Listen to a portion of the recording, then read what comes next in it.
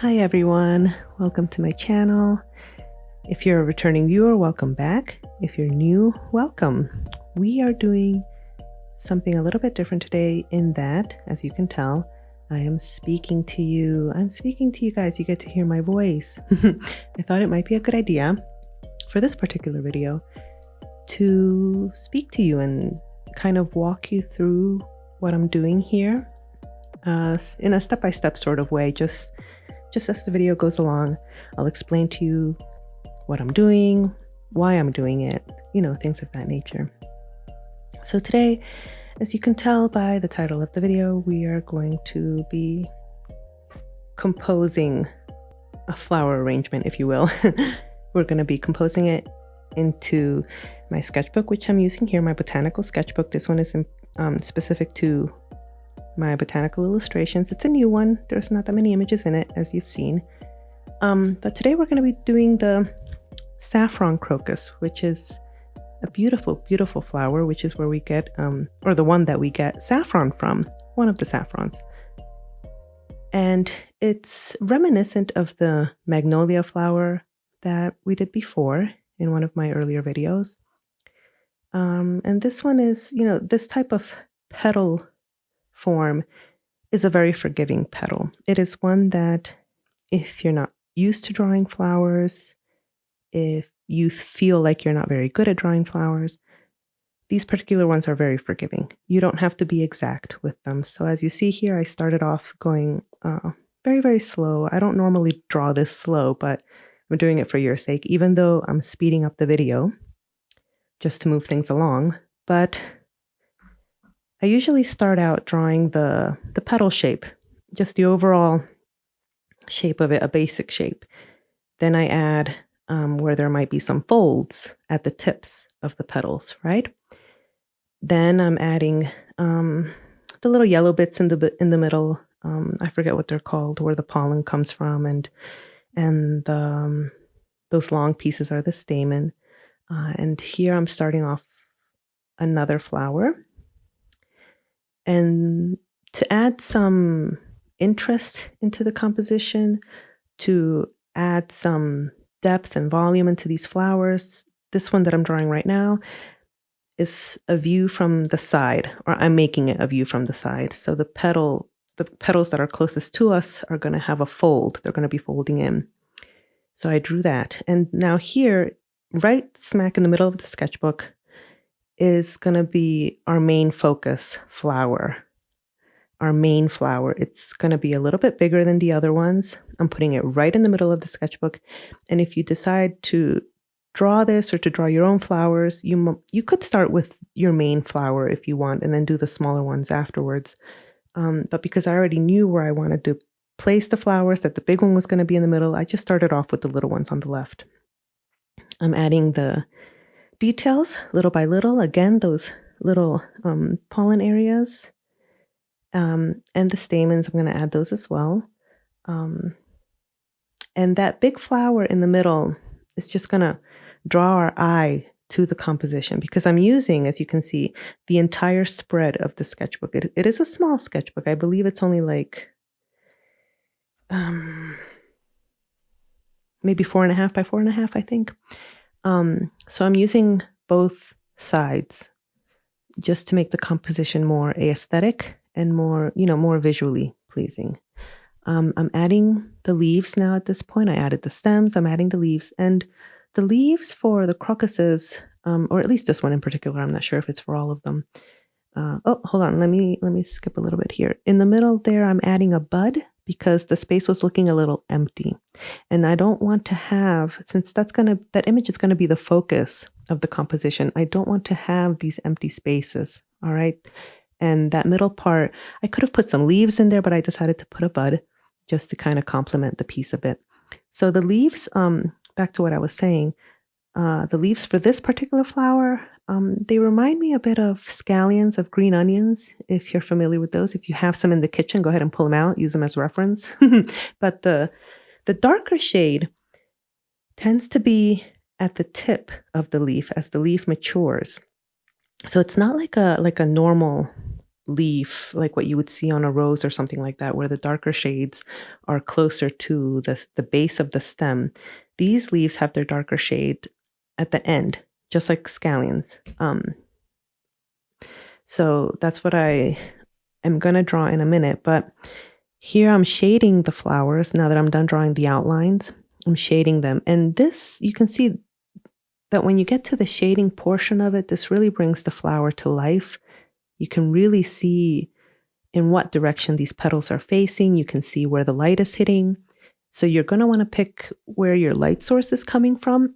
My light source is more of just a frontal light. So I'm just putting shadows underneath the bends in the petals, in the deeper areas of the petals where the stamen is coming out, where the pollen is. So closer to the center, basically. That's where my darkest shade is going to be.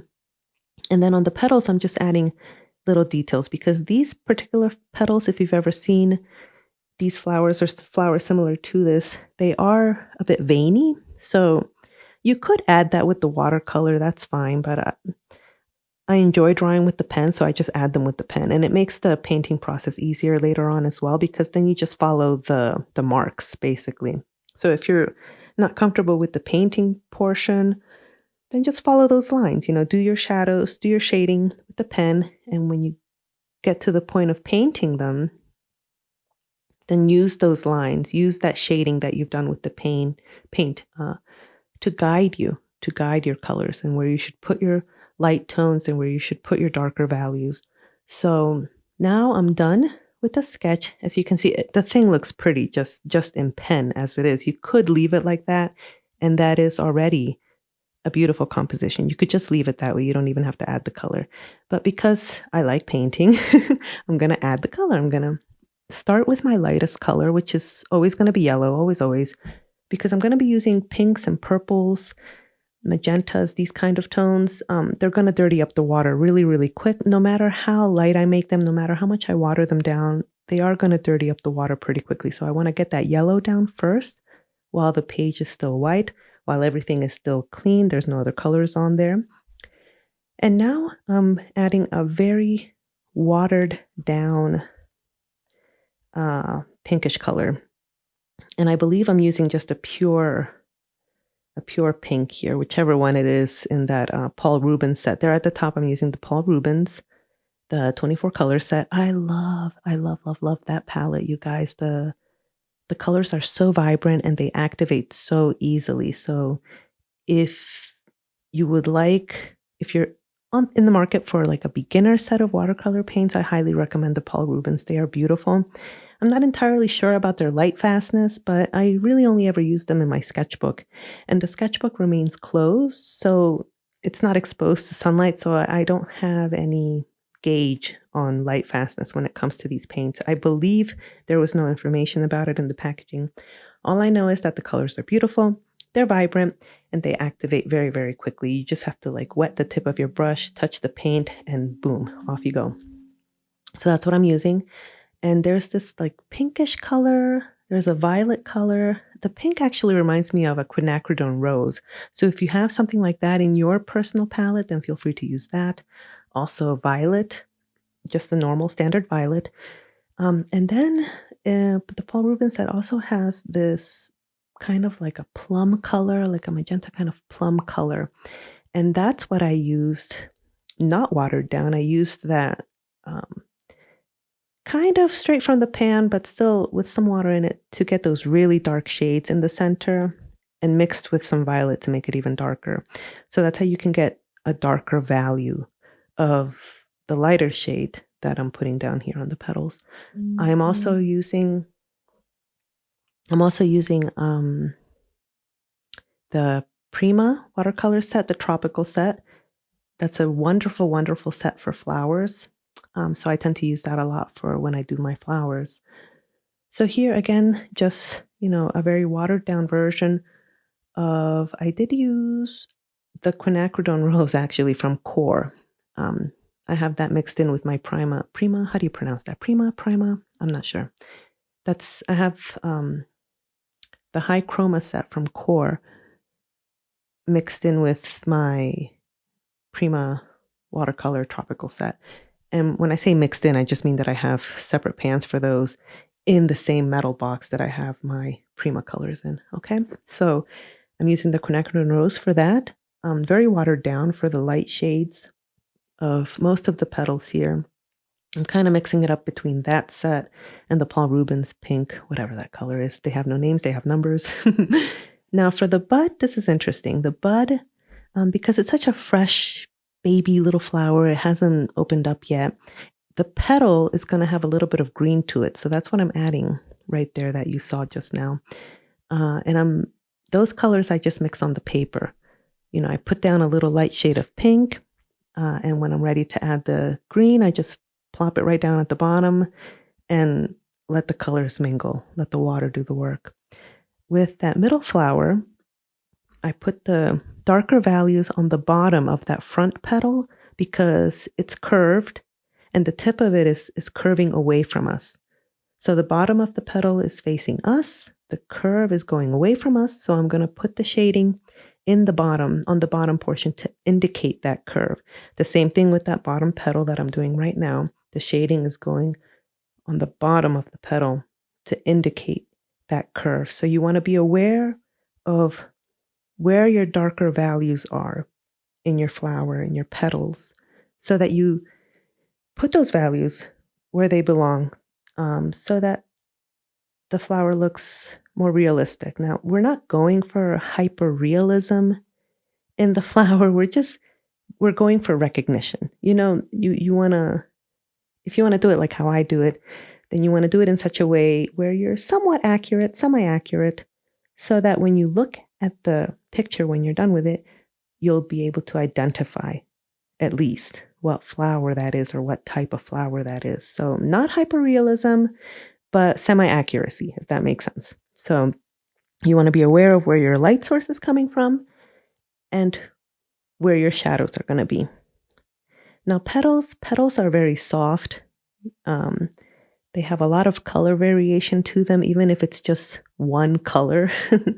So the way that I do it is I do a lot of wet on the petals, and I also use a lot of negative space. You can see that I'm leaving a lot of white areas in the petal to indicate where the lightest parts of the petal are, where the light is hitting it, creating those light areas. So really what you're doing is you're playing with darks and lights, putting more emphasis in the darks and leaving the lights white. Or you can do a lifting technique, which I do a lot while the color is still wet. I dry my brush and just run it across where I want the light area to be, and it lifts up that color. And that really only works when it's wet. Once the color is super duper dry, it depends on the paper that you're working on, but once the color is really dry, then usually that color is not going to come back up. So you want to do lifting while the color is still a little bit damp on your paper. That's when it'll work the best. So again, I'm adding my really darker values in the center of the flower. And here I'm working on the curve.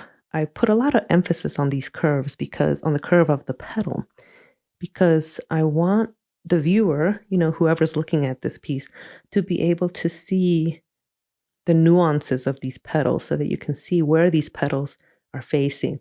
If the flower is fully open, if it's semi-cupped, right? Like that middle flower, which is facing a little bit sideways and not quite entirely open.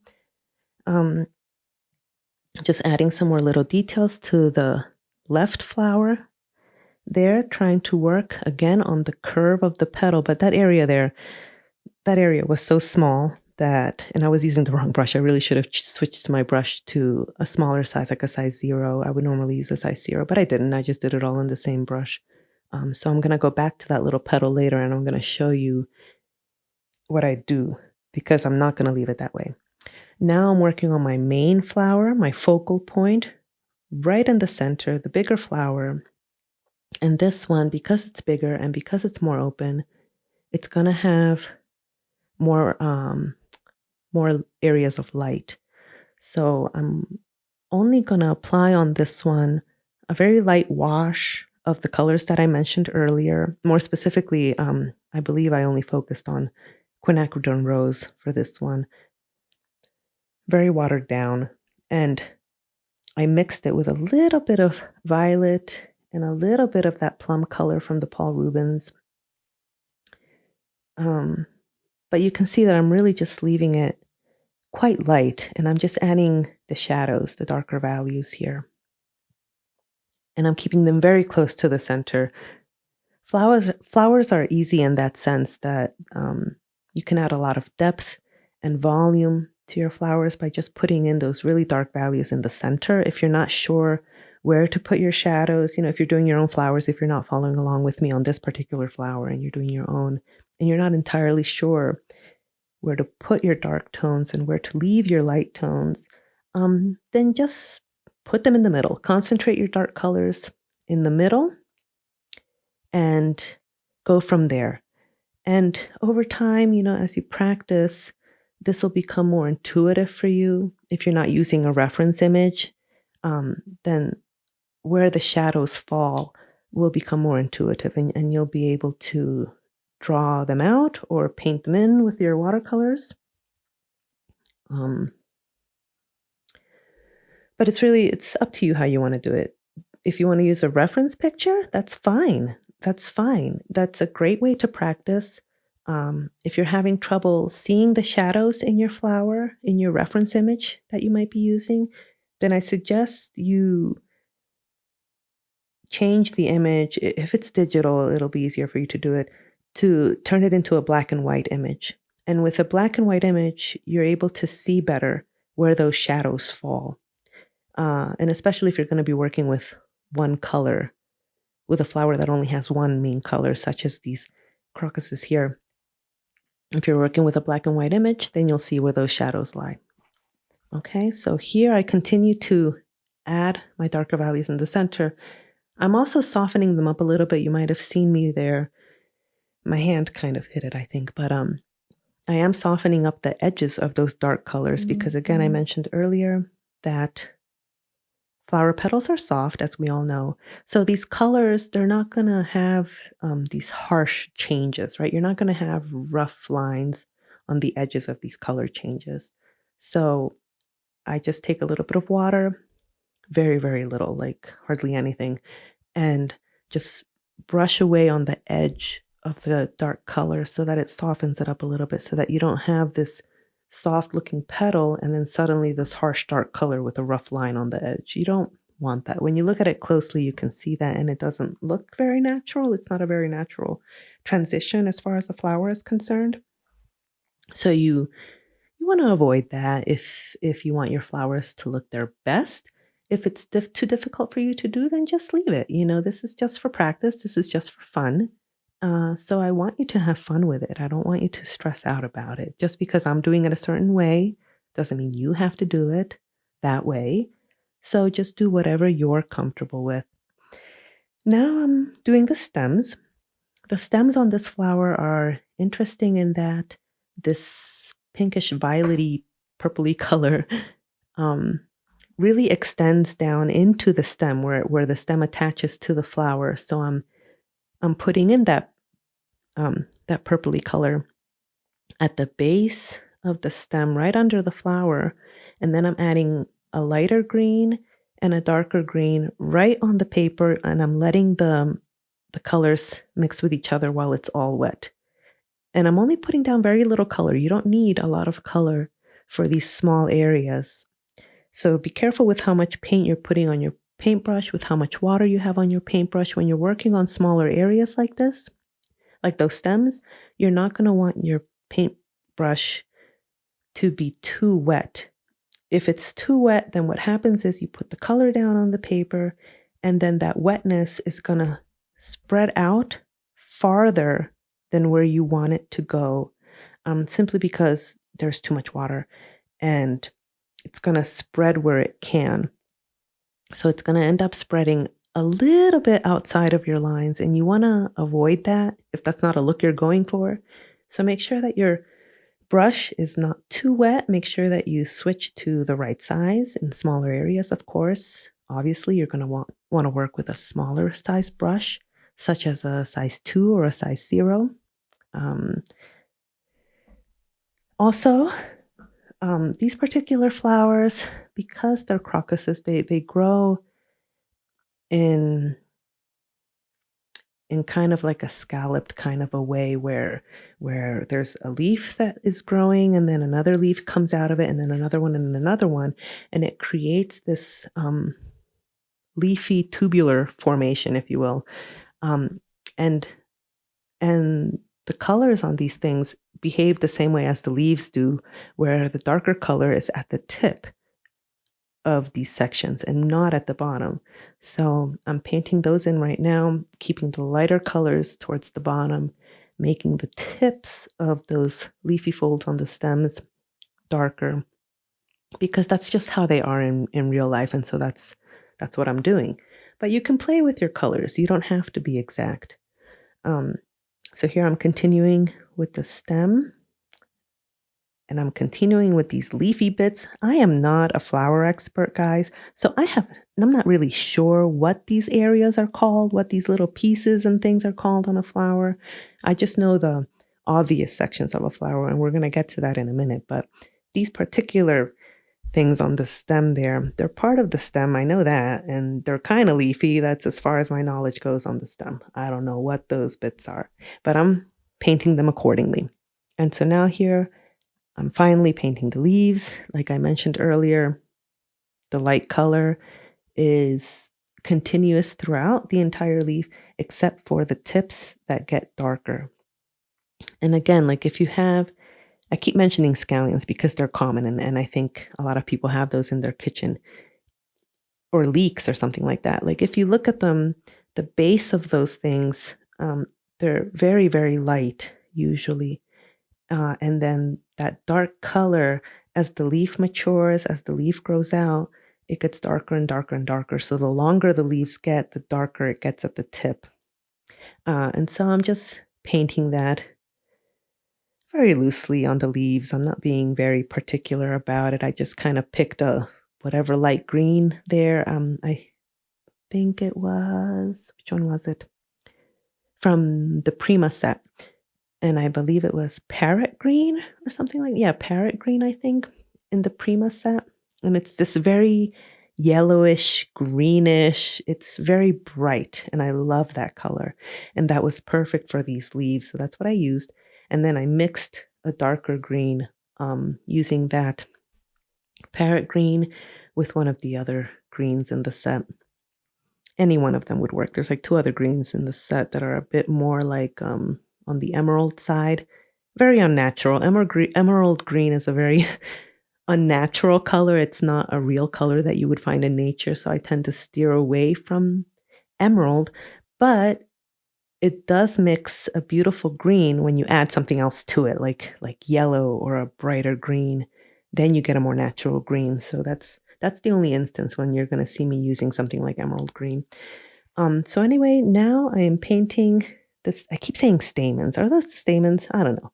The orange ones, those orange bits that are sticking out from the center of the flower, they're orange. And those are the areas where the saffron actually comes from. And the reason why I decided to do the saffron crocuses is because I do a lot of cooking with saffron. I like the taste of saffron. It's a wonderful spice. It's in a lot of the foods that I cook. For whatever reason, I have a lot of recipes that call for saffron. And so I just, I use it a lot. I have a large collection of saffron in my kitchen. And so I thought that this flower would be great. And actually, my husband is the one who kind of brought it to my attention. And I was like, oh, you're a genius. I should do that flower. And so here we are. And it's a beautiful flower, as you can see. So as far as the composition is concerned, right, we have our main flower in the center. And we have these kind of supporting flowers that really just add depth and volume to the composition. You have that middle flower that's sideways, kind of curled in, and the smaller flowers facing forward. So they're not flat. What you don't want your composition to look flat. And the way to do that is to add interest to these areas, to the petals, to the center, of the flower to the stems. You want to add leaves. And that's going to give you a well-rounded composition if you have all of these different elements in one piece, right? Now I'm using a Posca marker. It's a Posca paint marker. It's an acrylic paint marker. I use the yellow one and the white one.